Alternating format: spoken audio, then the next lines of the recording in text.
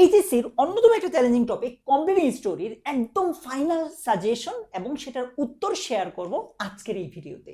মূল ভিডিওতে যাওয়ার আগে আমি তোমাকে একটু বলে দিচ্ছি যে কয়েকটা ব্যাপার একটু ভালো করে জানো। কমপ্লিটিং স্টোরি দুই ধরনের আসে, একটা হচ্ছে ট্রেডিশনাল আর একটা হচ্ছে ক্রিয়েটিভ। রিসেন্ট টাইমে ক্রিয়েটিভ স্টোরি থেকে বেশি আসছে, যেগুলো একটু বানিয়ে লিখতে হয়, যেগুলো তুমি আমি হয়তো গেসও করতে পারবো না, আন্দাজও করতে পারবো না কোত্থেকে আসবে।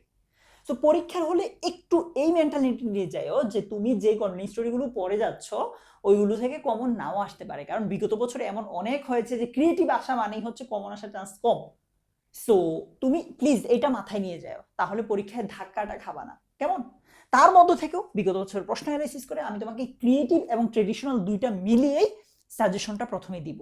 ঠিক আছে, আমি এখন তোমাকে 14টা কমপ্লিটিং স্টোরি দেখাবো, স্টোরি টাইটেল দেখাচ্ছি, যেগুলো থেকে আসার সম্ভাবনা সবচেয়ে বেশি। আবারও বলতেছি, কমপ্লিটিং স্টোরি থেকে আসার চান্স 50-50, ক্রিয়েটিভ স্টোরি আসলে কমন পড়বে না। সো মেন্টালিটি ওইভাবে সেট করেই পরীক্ষার হলে যাও, যাতে করে তুমি মানে কমন না আসলেও লিখে আসতে পারো। ঠিক আছে, আচ্ছা। সো তোমাকে যেগুলো জানতেই হবে সেটা হচ্ছে, এক number, the honesty of a school girl, এটা ক্রিয়েটিভ। এখানে স্কুল গার্ল না থেকে বয় থাকতে পারে। The dove and the ant, এটা traditional. Nobody believes a liar, এটা ট্রেডিশনাল। পারুলস ইনডোমিটেবল ডিজায়ার, এটা হচ্ছে creative. A foolish crow and a cunning fox, traditional. তারপর unique human quality of some college students, এটা creative. Where there is a will there is a way, ইচ্ছা থাকলে উপায় হয়। A farmer and his wonderful goose, তারপর হচ্ছে মানি cannot bring happiness. এরপর এই যেই চারটা আছে, চারটাই কিন্তু আবার ক্রিয়েটিভ।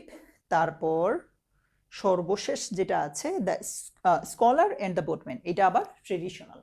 তোমার কাজ হচ্ছে এই যেই কয়টা টোটাল 14টা স্টোরি তোমাকে অবশ্যই ভালোভাবে জানতেই হবে। যদিও কমন আসার সম্ভাবনা 50-50, তাও তোমাকে, তার মানে কমন না আসা মানে মানে কমন আসবে কি আসবে না এটার জন্য না পড়লে তো সবচেয়ে বড় রিস্ক। তো এগুলো সবার আগে জানতেই হবে। যদি মনে করো যে প্রিভিয়াস ইয়ারের কোয়েশ্চেন থেকে প্রশ্ন আসে, তাহলে এই 14টা থেকে আসার সম্ভাবনা সবচেয়ে বেশি। তোমার হাতে যদি সময় থাকে, আর এই টপিকটা যেহেতু পরীক্ষা একটু কম আসে মানে কমন আসে, তুমি এগুলো একটু দেখে যাওয়ার পরামর্শ রইল তোমাকে আমার। ঠিক আছে, এইখানে ক্রিয়েটিভ স্টোরির জন্য এই যে 11টা স্টোরি আছে, আমার তোমার প্রতি পরামর্শ থাকবে এই 11টা স্টোরি তুমি দেখে যাবা ক্রিয়েটিভের জন্য যদি সময় থাকে। দেখো এখানে লিখাই আছে যে এক্সট্রা স্টোরিজ। আচ্ছা, এই 11টার পর ট্রেডিশনালের জন্য তোমার হাতে যদি এক্সট্রা সময় থাকে, আবার বলতেছি, এই 9টা দেখে যাও, তাহলে তুমি মোটামুটি রিস্ক ফ্রি থাকবা আর কি, কেমন? সো আবারও দেখাচ্ছি যে এই 11টা হচ্ছে ক্রিয়েটিভ আর এই 9টা হচ্ছে ট্রেডিশনাল। এগুলো কিন্তু সাজেশনের বাহিরে এক্সট্রা, যাদের হাতে সময় আছে বা যারা এগুলোর দেখো বেশিরভাগই তোমার পড়া আছে। The lion and the mouse, এগুলো পড়া আছে। সেলফিশ জায়ান্ট, অনেস্ট উডকাটার, বেশিরভাগই পড়া আছে। সো তোমার হাতে যদি সময় থাকে প্লিজ এগুলো দেখে যাও, কেমন?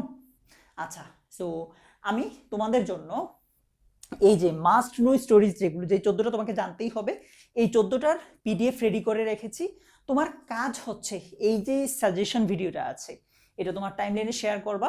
শেয়ার করে মানে শেয়ার করার সময় উপরে জাস্ট লিখবা, ক্যাপশনে লিখবা যে কমপ্লিটিং স্টোরি, ক্যাপশনে লিখবা কমপ্লিটিং স্টোরি। শেয়ার করার পর এইখানের কমেন্ট বক্সে আইসা ওই যে মানে টাইটেলে কি লিখছিলা কমপ্লিটিং স্টোরি না, আমার এই কমেন্ট বক্সে এসে কমপ্লিটিং স্টোরি লিখবা, তাহলেই তোমাকে আমি এটার সলিউশনটা শেয়ার করে দিব। যেহেতু আমাদের অন্যান্য ভিডিওগুলো আছে, ওইগুলোতে তোমরা যদি শুধু জাস্ট আমাকে বলো যে ভাই পিডিএফ, বা আমাকে যদি বলো শেয়ার ডান, তাহলে আমি আসলে বুঝতে পারা হয় যে অ্যাকচুয়ালি তুমি কোনটার কথা বলতেছো। সো তুমি কমেন্টে এসে কমপ্লিটিং স্টোরি লিখবা, তাহলেই আমি তোমাকে ওই যেই প্রথম 14টার যেই সলিউশন আছে সেটা শেয়ার করবো তোমার সাথে।